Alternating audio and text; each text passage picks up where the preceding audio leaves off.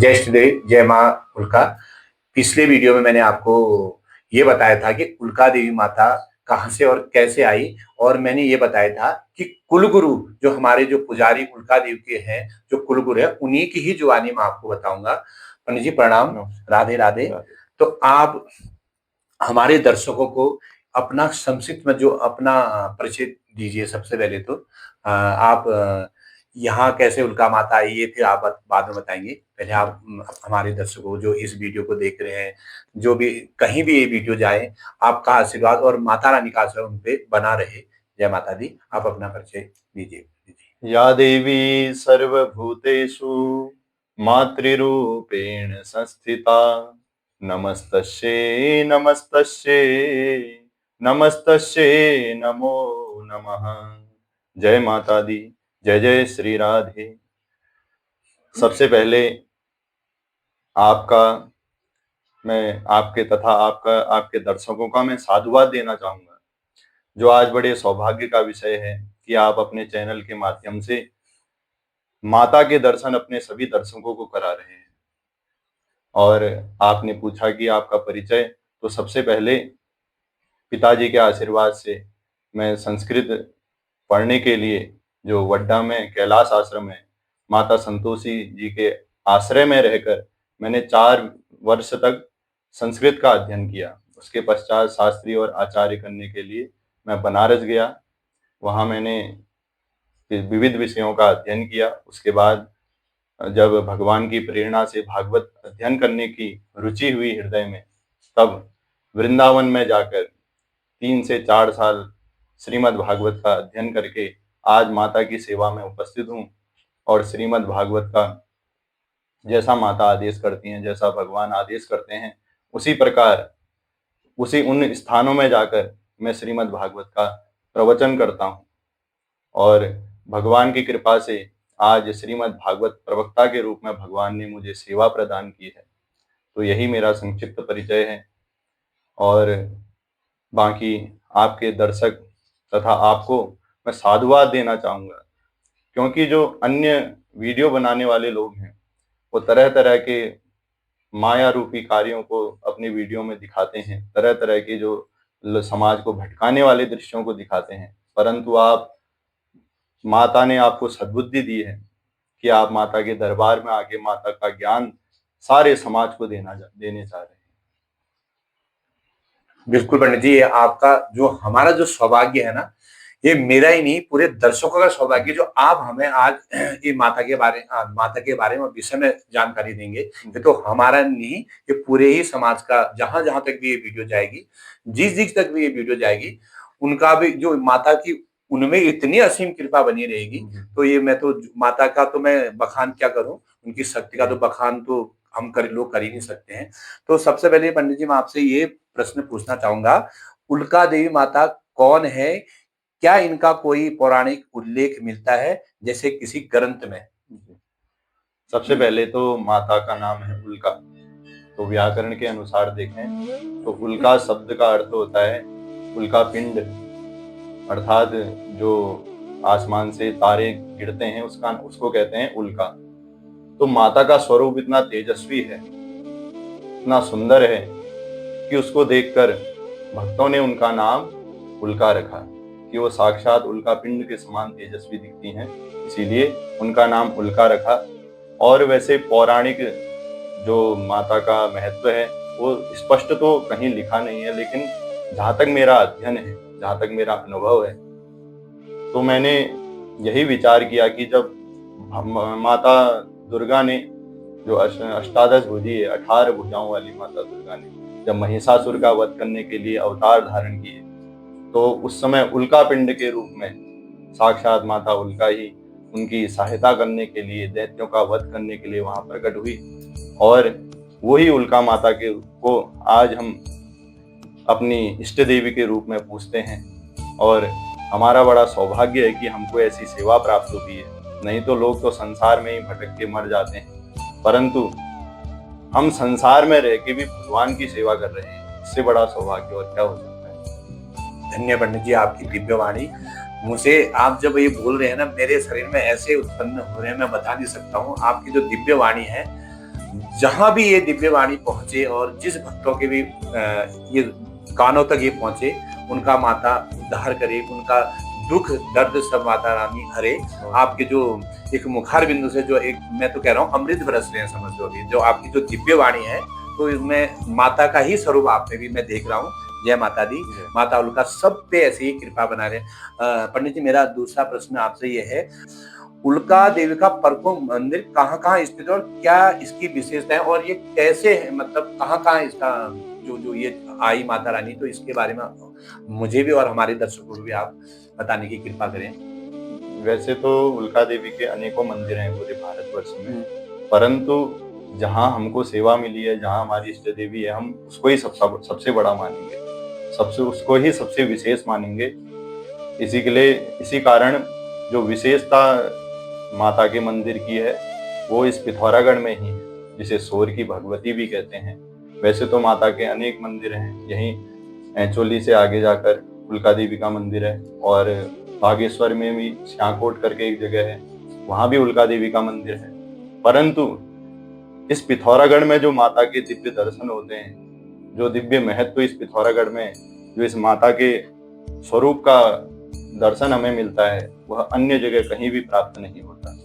और जो मनोकामनाएं भक्तों की इस स्वरूप को देखकर प्राप्त वो पूर्ण होती है, वो मनोकामना शायद ही किसी मंदिर में जाकर हो, क्योंकि माता इतनी करुणामय है, वो अपने पुत्र का कष्ट नहीं देख पाती। सबसे बड़ी विशेषता तो यह है इस मंदिर की कि जो माता को माता के स्वरूप में देखता है, अगर आप पत्थर के रूप में देखेंगे तो उसका फल भी पत्थर ही होगा।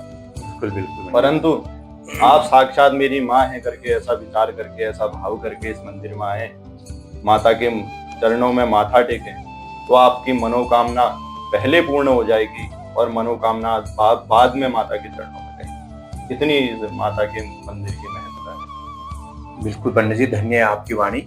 मैं तो गदगद हो रहा हूँ आपकी वाणी को सुन के, और मेरे दर्शक भी जो देखेंगे, जो भी इस वीडियो के माध्यम से, वो उनकी भी तो मैं बार बार कहूँगा, उन पे कृपा बनी रही माता की। पंडित जी, क्या उल्का देवी का जो माँ दुर्गा है, क्या काली का भी एक स्वरूप माना जाता है?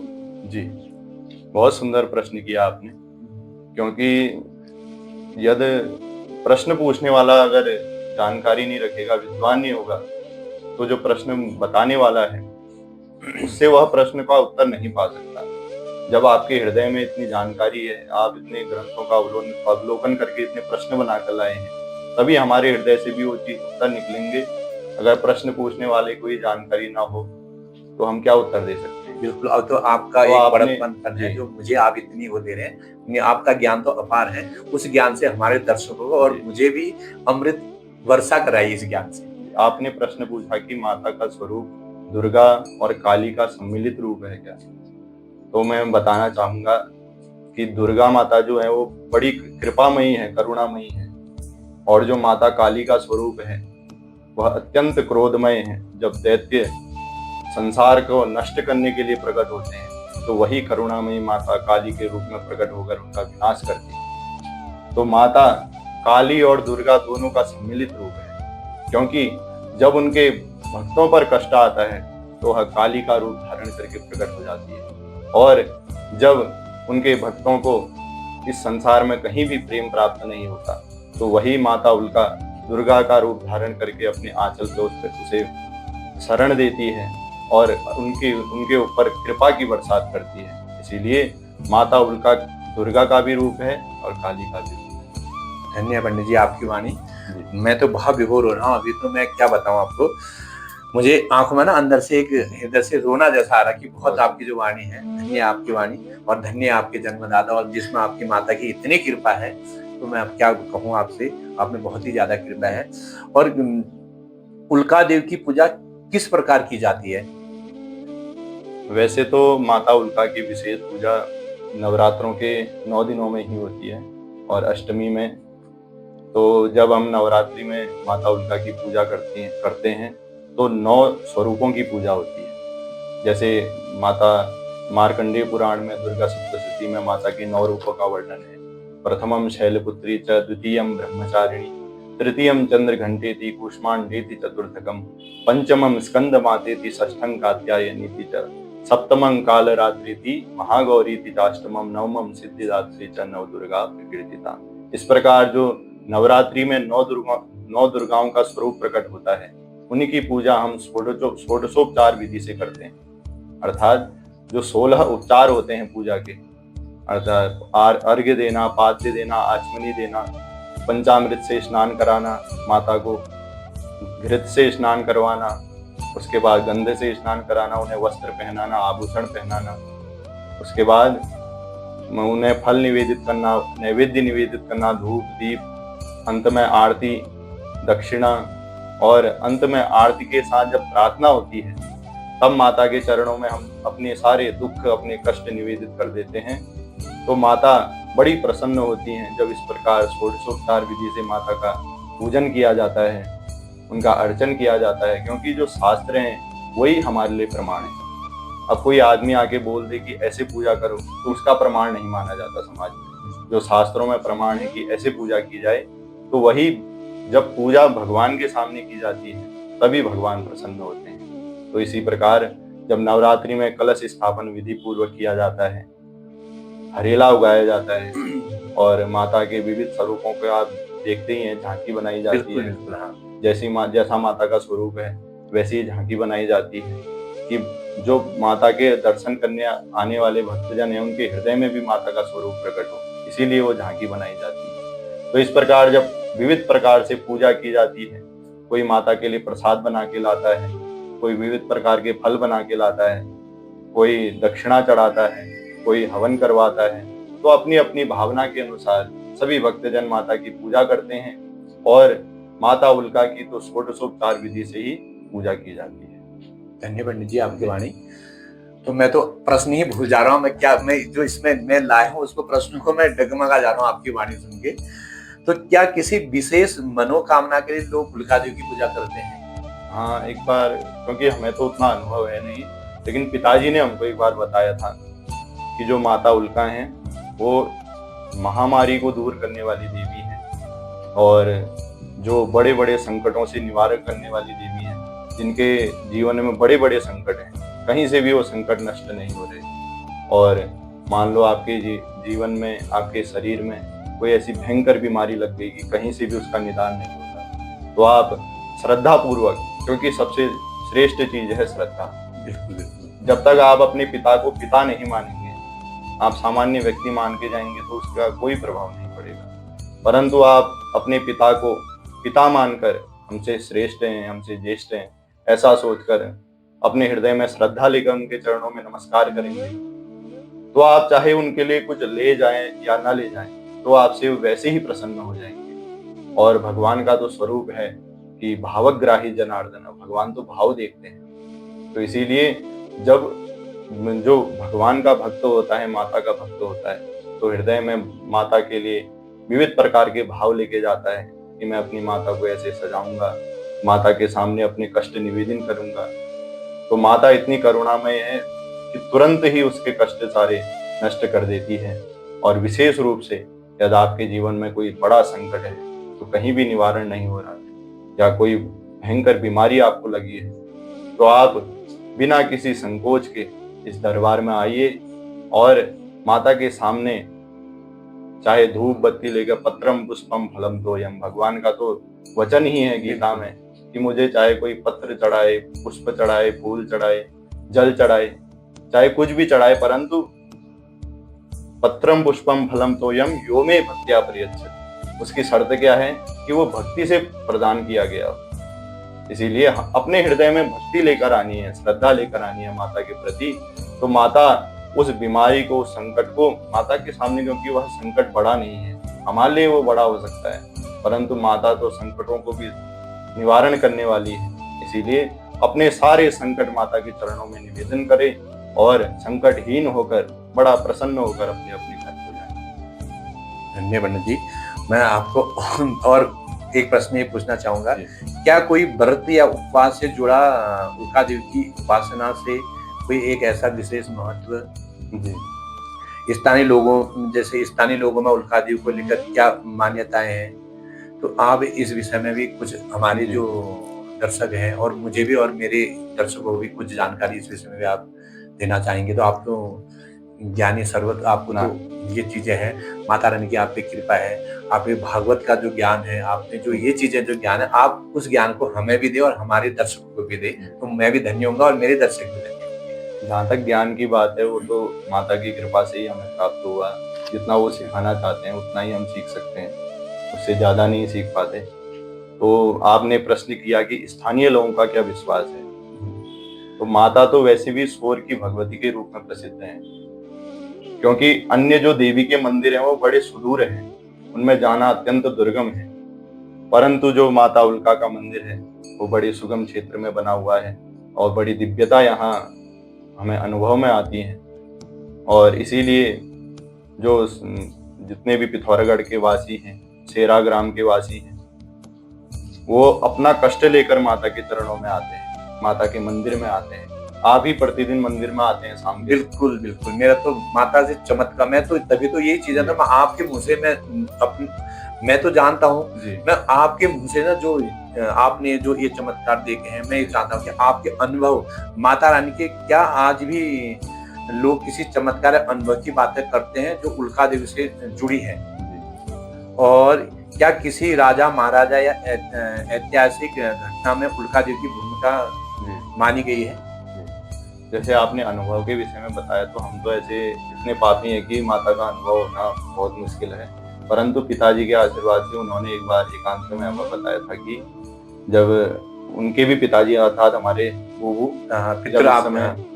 जब इसमें सेवा में थे यहाँ माता की, तो अकेले रहते थे वो। यहाँ कोई ना लाइट की सुविधा थी ना कुछ था, तो दिए की रोशनी में वो मंदिर में रहा करते थे 9 दिन रात्रि में। तो एक बार रात्रि में ऐसे ही वह बैठे थे बाहर पर आंगन में, तो अचानक से उनको निद्रा, थोड़ी सी निद्रा आई। तो उसी समय भयंकर प्रकाश यहाँ मंदिर के अंदर, दिव्य प्रकाश प्रकट होता हुआ उन्हें दिखाई पड़ा। तो तुरंत आकर मंदिर में बैठ गए अंदर। तो फिर पिताजी बताते थे कि जैसे ही हमारे पिताजी यहाँ बैठे तो उन्होंने नेत्र बंद कर लिए, और जैसे ही उनके नेत्र खुले तो उनके पूरे आंगन में शेर ही शेर दिखाई पड़े। चमत्कार माता है। और जब उन्होंने देखा कि तो उन्होंने, उनके शरीर में पूरा पसीना, रोमांच छूट गया कि इतने शेर आ गए, अब मैं कैसे बचूंगा। उन्हें डर भी लगने लगा। बिल्कुल बिल्कुल, ये तो सौभाग्य है। एक आदमी का एक नेचर, आदमी बोलता है कि स्वभाव है, मतलब कि ये चीजें कि आदमी कहाँ से एक चीज हो। तो सब पिताजी बताते हैं कि एक शेर दादाजी के पास आया और वो तो डर ही रहे थे, उन्होंने नेत्र बंद कर दिए। तो जैसे ही शेर सामने आया तो एक दोबारा प्रकाश प्रकट हुआ और सारे शेर अदृश्य हो गए। तो यही माता का अनुभव जो पिताजी बताते थे कि माता बड़ी दिव्य रूप में यहाँ निवास करती है। परंतु जो पात्र होता है, जो श्रद्धावान होता है, उसी को माता के दर्शन होते हैं। नहीं तो पापी तो कितने भरे पड़े हैं। बिल्कुल बिल्कुल, सब अपनी अपनी कामना के अनुसार यहाँ आते हैं। कोई मस्ती करने आता है, कोई कुछ करने, कोई यहाँ जो मंदिर का परिसर है उसे ही बिगाड़ जाता है। परंतु माता को के दर्शन करने श्रद्धा पूर्वक बहुत कम लोग ही आते हैं। और आपने पूछा कि माता का जो वर्णन है कि क्या कोई राजा के रूप में राजा के साथ माता आई या माता का अनुभव है, तो मैं बताना चाहूंगा कि जब पिथौरागढ़ में गोरखा राजा 1790 के समय आसपास में आए, तो उस समय उनकी जो इष्ट देवी थी वो माता उल्का थी, गोरखाओं की। तो उन्होंने नीचे किला बनाया रामलीला मैदान में, और उसके बाद जब उन्होंने देखा कि यहाँ सबसे ऊंची जगह कौन सी है जो पास में भी हो, तो उन्हें यही पर्वत दिखा। तो इसमें माता को उन्होंने स्थापित कर दिया अपनी इष्ट देवी के रूप में, और पुनेठा परिवार को इनकी सेवा प्रदान की। और इसके बाद उन्हीं गोरखाओं की देवी के रूप में इनका प्रचार होने लगा। तो ऐसे ही गोरखाओं की देवी के रूप में हमें जब हमारे परिवार को ये सेवा प्रदान की, तो उन्हीं के वंशज में आज मेरा सौभाग्य है कि माता की सेवा करने का सौभाग्य मुझे प्राप्त हुआ। क्योंकि संसार में सबसे बड़ी जो चीज है, सबसे बड़ा जो सुख है, वो भगवान के चरणों की सेवा है। अगर वो प्राप्त है तो आपको कुछ प्राप्त करने की जरूरत नहीं है, क्योंकि मरने के बाद हम स्वर्ग जाएंगे, वैकुंठ जाएंगे, वो तो बात की बात है। बिल्कुल। परंतु इस संसार में रहते रहते सबसे बड़ा सुख यही है कि हमें भगवान की सेवा प्राप्त हुई है, भगवान का सानिध्य मिला है। यही है। पंडित जी, मेरा एक प्रश्न और है। युवा पीढ़ी को उल्का देवी या शक्ति साधना की ओर से कैसे प्रेरित किया जा सकता है, और इसका कोई विशेष मंत्र जो आज की युवा पीढ़ी भटक गई है, इसके बारे में युवा पीढ़ी को कुछ आप संदेश देना चाहेंगे? कोई मंत्र जो उपासना कर सके, तो वो भटकाव न कर सके, तो इस बारे में आपके क्या विचार है?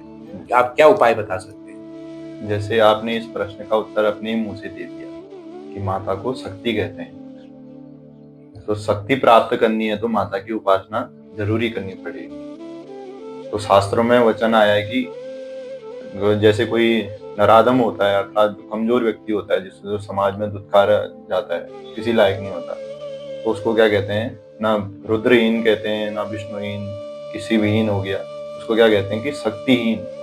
ये शक्तिहीन है, इसके अंदर शक्ति ही नहीं है। शक्तिहीन जना सर्वे प्रवदंती नराधमम, जो नराधम व्यक्ति है उसको सभी लोग शक्तिहीन कहते हैं। इसीलिए माता की जो श्रेष्ठता है वो यहीं सिद्ध हो जाती है कि सभी के हृदय में शक्ति निवास करती है। तो अगर शक्ति की उपासना करनी है तो अपने हृदय में भी शक्ति लानी पड़ेगी, अपने शरीर में शक्ति लानी पड़ेगी, मन को शक्तिशाली बनाना पड़ेगा। तो सबसे पहला मार्ग है उसका ब्रह्मचर्य। जब तक हमारे जीवन में ब्रह्मचर्य नहीं आएगा तब तक हम माता की उपासना में कदम नहीं बढ़ा सकते, उनकी सीढ़ियों को नहीं चढ़ पाते। तो सबसे पहले है ब्रह्मचर्य, संयम। अपने जीवन में जब तक हम संयम नहीं लाएंगे, कुछ भी दिख गया तो हमने खा लिया, कुछ भी देखना चाह रही है हमारी आंखें तो हमने दिखा दिया, अश्लील दृश्य या कुछ भी प्रकार के। हमारे जीवन में जब गुरु का शासन नहीं है, भगवान का शासन नहीं है, हम शास्त्रों की बात नहीं मानते, गुरु की बात नहीं मानते, माता पिता की बात नहीं मानते, तो हमारा जीवन उच्छृंखल हो जाएगा, किसी काम का नहीं रहेगा। हम अपनी मनमानी करेंगे और मन हमें नरक में जाकर डुबा देगा। तो इसीलिए सबसे पहला है ब्रह्मचर्य। हमारे जीवन में संयम आना चाहिए। तो जब संयम आए, हमारा जीवन बिल्कुल संयमित हो जाए, तो उसके बाद सबसे पहले माता की उपासना करने के लिए किसी जो माता का नाम है, माता का मंत्र है, उसे जपना चाहिए। तो जब नाम जपते जपते हमारे हृदय में माता के प्रति प्रेम उपस्थित हो जाए, तो तब जाकर जो माता के श्रेष्ठ भक्त हैं, माता के जो संत हैं, उनसे जाकर गुरु दीक्षा लेकर गुरु मंत्र उनसे प्राप्त करना चाहिए। क्योंकि जो भगवान का भक्त है वही भगवान के पास जाने का मार्ग बता सकता है। अब आप सेरा गांव में रहते हैं, आप जानते हैं कि सेरा को कितने रास्ते जाते हैं, कौन सा रास्ता जाता है। बिल्कुल बिल्कुल। अब कोई विदेश में से आके हमको सेरा का मार्ग नहीं बता सकता। उसी प्रकार जो भगवान को पा चुका है वही भगवान को प्राप्त करने का मार्ग बता सकता है। इसीलिए गुरु के पास जाकर माता का मंत्र हमें धारण करना चाहिए और निरंतर उसी मंत्र को, उसी नाम को जपना चाहिए। तो इसी से हमें माता के साक्षात दर्शन प्राप्त हो सकते हैं। और आपने पूछा कि कोई ऐसा मंत्र है या स्तोत्र है जिससे हमें माता उल्का की कृपा प्राप्त हो सके। तो मैंने तो यही अनुभव किया और पिताजी लोग भी यही गाते थे कि एक पुराणों में वेद व्यास जी के द्वारा एक भगवती स्तुति जो उन्होंने गाई है, उन्होंने रचना की है, जो आपको भी शायद याद होगा कि जय भगवती देवी नमो वरदे, जय पाप विनाशिनी बहुफल दे, जय शुंभ निशुंभ कपाल धरे, प्रण मामि तु देवी नरार्ति हरे। तो ये वेद व्यास जी के द्वारा भगवती की स्तुति की गई है। तो यदि कोई श्रद्धा पूर्वक, नियम पूर्वक इस स्तुति का पाठ करे माता के सामने अपने घर में पवित्रता से, तो माता की कृपा उसे अवश्य प्राप्त हो जाएगी और उसके जीवन के बड़े से बड़े संकट भी क्षण में नष्ट हो जाएंगे। धन्यवाद पंडित जी, आपने हमें बताया। मैं आप बता नहीं सकता कि आपने जो जानकारी मैं दूसरों से लेना चाहता था, मैं पूछता था कि क्या हुआ, आज आपने मुझे बताया। मैं आपका बहुत ही कृतज्ञ, और एक समझ लो मैं बता नहीं सकता आपकी वाणी का। तो आप और क्या हमारे दर्शकों को बताना चाहेंगे कि आज हमारे जो मेरे वीडियो के माध्यम के द्वारा दर्शकों को कुछ संदेश देना चाहेंगे आप मेरी वीडियो के माध्यम के द्वारा? बिल्कुल। देखिए, अब आप तो बहुत अच्छा काम कर रहे हैं कि अपने वीडियो के माध्यम से माता रानी के दर्शन, माता का ज्ञान सभी को प्रदान कर रहे हैं। क्योंकि इस कलिकाल में बड़ा ही दुर्लभ ये चीजें हो गई हैं। कोई वीडियो डालता भी है तो माता मंदिर के दर्शन करा देता है, जो भक्त हैं उनके दर्शन करा देता है, परंतु जो माता का स्वरूप का ज्ञान है, ऐसी वीडियो बड़ी दुर्लभता से मिलती है, खोजने पर भी नहीं मिलती। और माता उल्का का ऐसा महात्म्य है, ऐसा महत्व है कि जो औरों की तो बात क्या, जैसे आप ही शाम के समय आते हैं माता के मंदिर में, मैं आपको प्रतिदिन देखता हूँ। मैं ही प्रतिदिन नहीं आ पाता हूँ क्योंकि हमारा कार्यक्रम ही ऐसा हो जाता है कि कभी भागवत में, कभी पूजा पाठ में, तो व्यस्तता के कारण जब भी लेकिन मैं आता हूँ कि मैं आपको देखता हूँ प्रतिदिन आते हुए, लोगों से भी सुनता हूँ। और जो सेरा के भी जो लोग हैं, श्रद्धालु हैं, वो सब आते हैं। जैसे आपका ही उदाहरण है, आप जब आते हैं दिन भर व्यस्त होकर, दिन भर थक कर, परंतु जब हम माता के चरणों में अपना माथा नवाते हैं, माथा रखते हैं, तो आपको अनुभव होता है या नहीं? आप मतलब अपने दर्शकों को भी बताइए, कि हमें भी बताइए, आपको अनुभव होता है यानी कि आपके जो दिन भर की थकान है, आपके दिन भर का जो मन में चिंता है, तनाव है, सब नष्ट हो गया और आप बिल्कुल हल्के मन से, स्वस्थ मन से अपने घर की ओर जाते हैं? बिल्कुल, बिल्कुल। मेरा तो ये, क्योंकि ऐसा बोलते हैं ना कि देखो, जब तक हम माता से आशीर्वाद नहीं लेंगे, जैसे हम घर में अपनी माता से और देवी माता से, हमारे शास्त्रों में कि जब हम कहीं भी बाहर जाते हैं तो अपने मंदिर, अपने कुल गुरु, अपने जो इष्ट हैं, उनसे आज्ञा लेके जाएं। तो मैं इस माता के चरणों में आशीर्वाद लेके अपने कार्य को जाता हूँ। जब अपने कार्य से लौट के जब घर को आता हूँ, तो माता के चरणों से ही, जो दिन भर के, आपने बिल्कुल सत्य बोला, जो हमें दिन भर के जो कष्ट, मानसिक जो कष्ट, पीड़ा रहती है, थकान रहती है, उनके चरणों में आने से हमारा शरीर ऐसा हो जाता है कि जैसे हम सुबह जैसे हम अपने कार्य, हाँ बिल्कुल, बिल्कुल नई ऊर्जा के साथ हम अपने घर को, जैसे हम ऑफिस में जाते, अपने कार्य की ओर जाते हैं, तो वैसे ही हम नई ऊर्जा से अपने घर को जाते हैं। इतनी कृपा है माता रानी की, तो मैं तो बता नहीं सकता ना, ये ऐसी के बोलते हैं कि जो शक्ति है, इसका तो हम जब तक इसको अपने संजो के नहीं रखेंगे ना, अगर हम इसको दुरुपयोग करेंगे, इसको हम उल्टे सुल्टे बेसनों में हम कहेंगे अरे माता तो हमारी है, फिर भी देखो हम अपने घर में अगर कोई भी, अगर माता पिता, अगर कोई भी अपने घर में, जैसे कोई बालक शराब पी के जाएगा, तो वो माता कितना सहन करेगी, उसके मन में कहीं तो पीड़ा होगी, आप मेरा बालक हूँ, मैं आज मेरा बालक इस रूप में आ रहा, तो वही हमारी माता कुलदेवी। तो हम अपने माता को जिस भाव से, प्रेम भाव से अगर माता के चरणों में, माता के आसन में आएंगे, तो वो हमारा बेड़ा पार करेगी और हमारा उद्धार करेगी, और मैं कष्टों से, दुख कष्टों से हमें दूर करेगी। जी, आपका बहुत बहुत धन्यवाद। और एक आपका ये प्रश्न पूछना चाहूंगी, जो राखी का एक विशेष महत्व क्या है, उस राखी का विशेष महत्व? राखी वैसे जो सनातन धर्म में एक त्योहार के रूप में है, और जो सर्वप्रथम जो राखी की शुरुआत हुई थी, माता लक्ष्मी ने राजा बलि, जो सुतल लोक के राजा हैं, भगवान वामन ने जिन पे कृपा की थी, तो भगवान वामन उनसे इतने प्रसन्न हुए कि उनके दरबारी बन गए, द्वारपाल बन गए। तो माता लक्ष्मी को चिंता होने लगी कि मेरे पतिदेव अगर वहीं रह जाएंगे तो कब मेरे पास रहेंगे। तो उन्होंने ऐसी युक्ति बनाई और वो रक्षा लेकर राजा बलि के पास गई और कहने लगी कि आज से आप हमारे भैया, और उपहार में आप मुझे मेरे पति को प्रदान कर दीजिए। तब से हम सब सनातनी लोग, क्योंकि भगवान से ये सारे त्योहारों की शुरुआत होती है, भगवान को लेकर ये सारे त्योहार हैं। जिस त्योहार में भगवान नहीं है वो हमारे लिए त्योहार ही नहीं माना जाता। इसीलिए उस प्रसंग से राखी की शुरुआत हुई थी, और आज हम बड़े खुशी के साथ, बड़े आनंद के साथ राखी का त्योहार मनाते हैं।